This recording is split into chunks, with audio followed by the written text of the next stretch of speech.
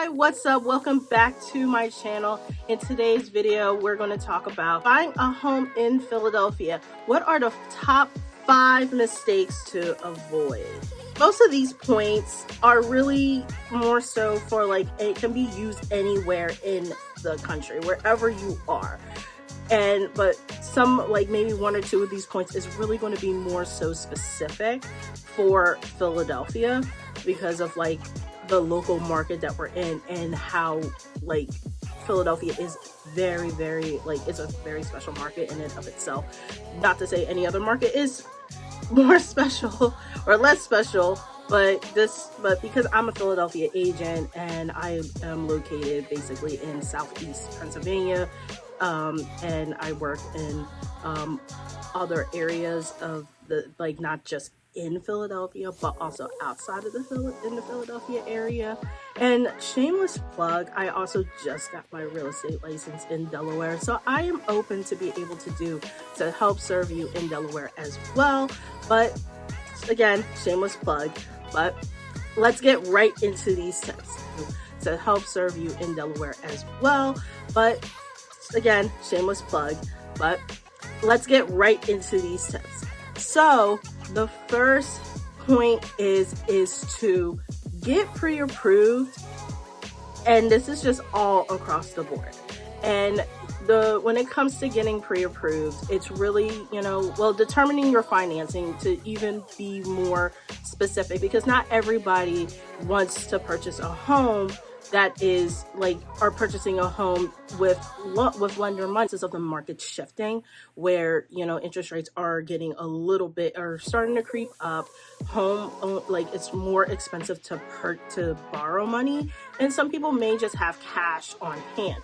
I don't know about anymore, because like right now, because the market is kind of shifting and things are starting to even out a little bit more. Just determine what you're financing. So if you are that buyer that needs to get a loan or be able to needs to have a mortgage in order to purchase their home, whether or not you're like, there's grants available. More specifically for first-time home buyers, but there's also other grants that some people can use, whether or not they are, this is their second or third time buying. But regardless, a trusted lender and be able to determine your purchasing power. And when it comes to purchasing a home, just in general, not just in Philadelphia, you have to understand what's your budget and what's your affordability of that home, because there's also other costs that are involved with not only just purchasing the home, but after you purchase the home. So say so I can talk all day about like, okay, well, make sure you get pre-approved so that you can be able to have have grants to help you help with paying your down payment, getting your down payment lower, or just like any grants to help alleviate those closing costs you can ask the seller to pitch in with a seller's assist. Like, there's other ways to structure the deal to help you get to closing.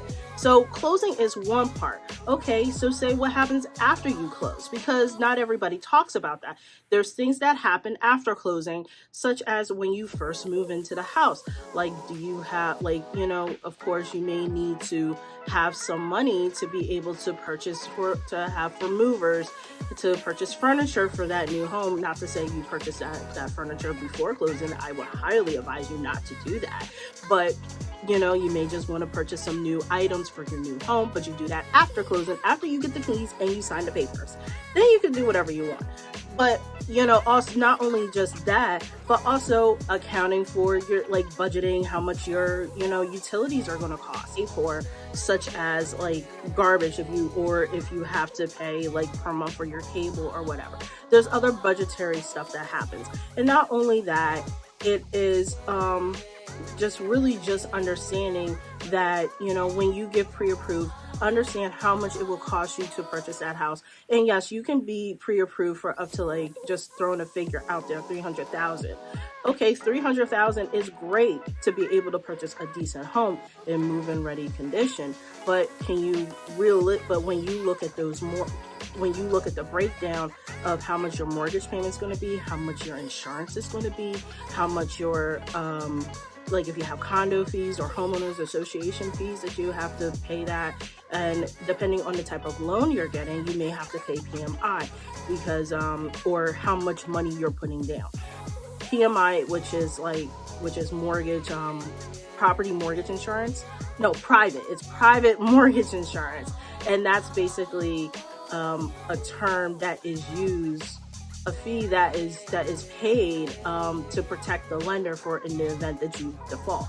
And you pay PMI when you pay less than 20% of the down payment. Now, not to say that PMI is bad. Yes, it is an additional cost, but you have to also, but that's factored into your mortgage payment. Your mortgage includes about 4 things: your principal and interest, taxes and insurance, private mortgage insurance if you even have that, that's optional, or if you have condo or homeowners association fees, and that's also optional depending on where you're buying.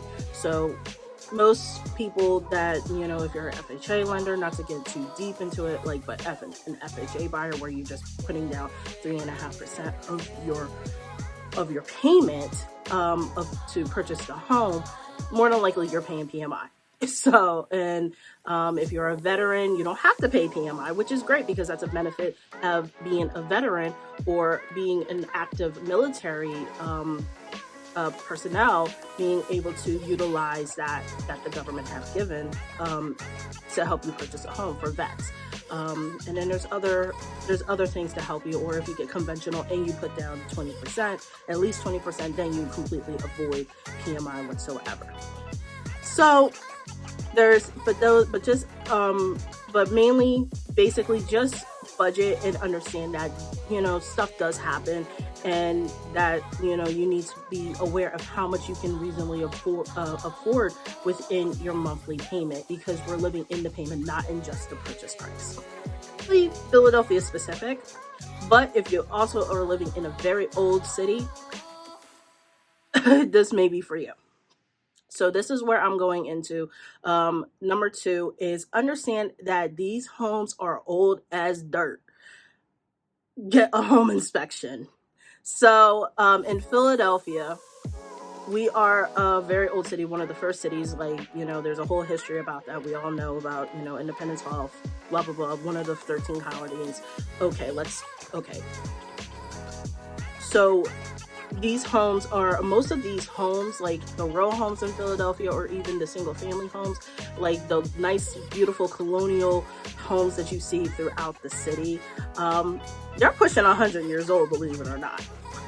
So most of them were built, if you can get in old city, really, if you're downtown center city, in the Trinity style houses where each floor has a room, those are definitely really more so the oldest homes that's there, and they show. But over time, people have developed them, have revitalized them and bring them up to modern, but they still keep the main structure of the home.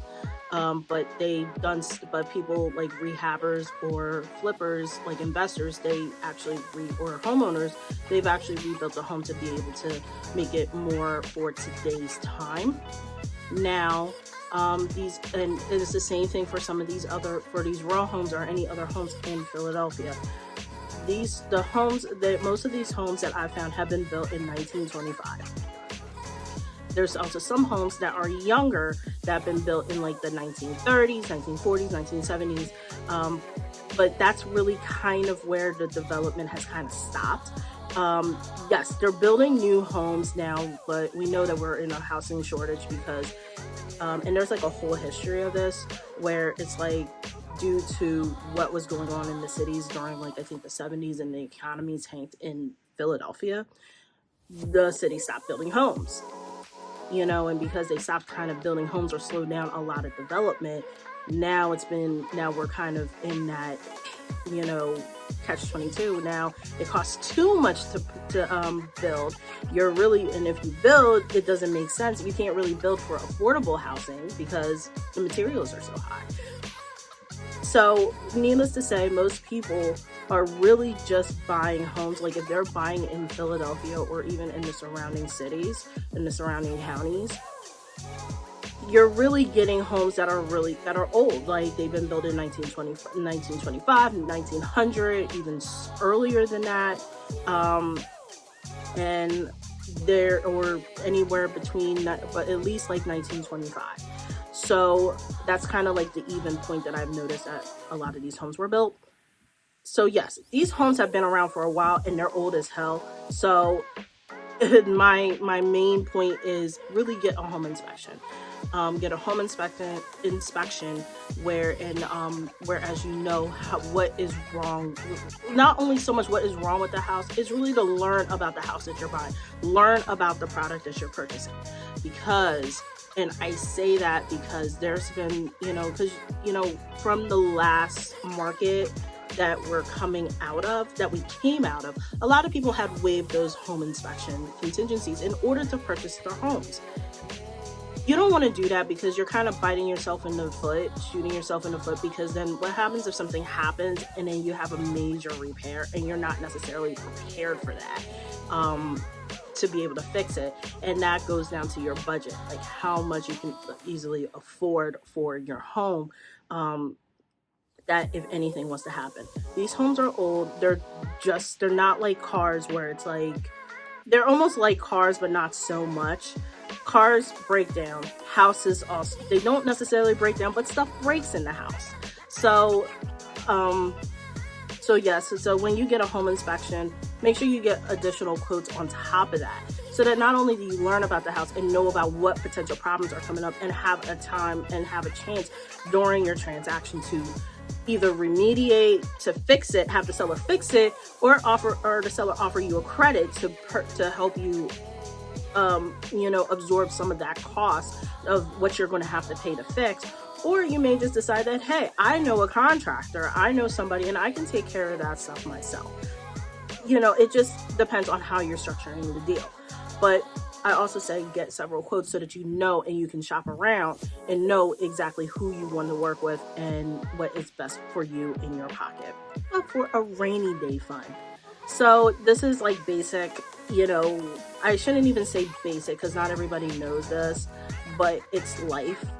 So I'll say this about myself for just a quick story. Like I purchased a home last year in 2021. God did the whole thing, got a home inspection, got a home warranty, a 1-year home warranty, which is great. Well, I did not re-up my 1-year home warranty when I should have, and I didn't think about that. And now I know that I can always get a home warranty, and I'm going to I ended up buying another home warranty with the same company, because you can always buy a home warranty.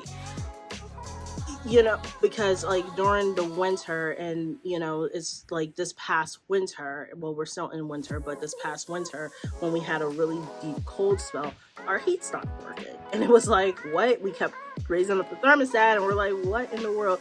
To find out that our control ignition panel had failed, and we didn't know that. So we had to call we called, like, from family, like our family told us, like, call a heating company and get a contract with a heating company, which is an HVAC company, and which is what we did. And we had the HVAC company come out and they serviced our boiler, our furnace, which was great and all, but then it came to the cost, and it was like, oh my gosh, it was like $1,000 repair. And it was like, thank God we had it.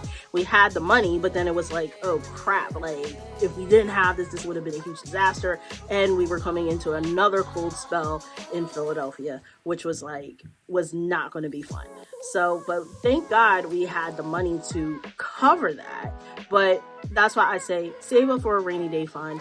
And because things happen, not just like, okay, with a car, maybe you can kind of finagle and get that done. There's other things that you can do. But when it comes to your home, if it's like, you want to keep on top of those maintenance items. So, just save up, have that as your emergency fund for your, for when things happen, because stuff does happen in your home. Location. And this is specifically for Philadelphia. the city of Philadelphia, the county of Philadelphia, we have many neighborhoods. We have so many neighborhoods. If you watch any of my videos, I talk about somewhat of the different neighborhoods throughout the city. Depending on what part of the city, like, you have to know what area you're buying in. Like, if you're coming from out of town, you need to know what you're buying and understand that Philly is block by block. Some areas may not be, may show statistically that they're not the greatest areas. However, depending on what block you are on can make or break the difference whether or not you're going to purchase in that home. I can say, like, okay, I know so many different areas in West Philly, so many different neighborhoods. You can spit out a neighborhood, you can spit out here, like, another neighborhood. So take, for instance, I'll say, like, Dunlap. Dunlap is a neighborhood in West Philadelphia. Some areas are pretty rough, some areas are not as rough, and that's a revitalizing area that's up and coming, and it has been for quite some time. So just understand that Philly location is block by block, location. You can change everything else about the house, but you can't change the location. So one tip that I always tell my buyers, that depending on where they're purchasing at, if you don't like the block and you don't like the area, we don't have to look at it, because you can't change that. You can change everything inside your home, but you can't change the location. You physically can't pick up the house and move it to another area. We're too deep into like civilization that you can't do that anymore. You can't just pack up and move a structure. So you can't do that. So without having to spend like millions of dollars to do that. Not to say that it's impossible, but you can't. But you get the point. But Philly is block by block, location. And if you don't like the block, you don't have to buy it. But nonetheless, but if you do like it, hey, we'll do what we can to help you get your home. So, and last and finally, the top tip number 5 is to work with a trusted agent. And yes, again, shameless plug. I'm Victoria. Hi, nice to meet you again. And if you made it past to this point of this video, I am a local real estate agent in the city of Philadelphia. I also service Delaware County, Montgomery County, parts of Chester County, and parts of Bucks County, and Philadelphia County. I've also have my real estate license in Delaware. So I focus mostly on the northern part of Delaware, which is like Newcastle County, and it's parts of Wilmington and Newark, and then there are any other cities that's over there. But I literally just got my license there. But I've been in the business for 9 years now, so I kind of know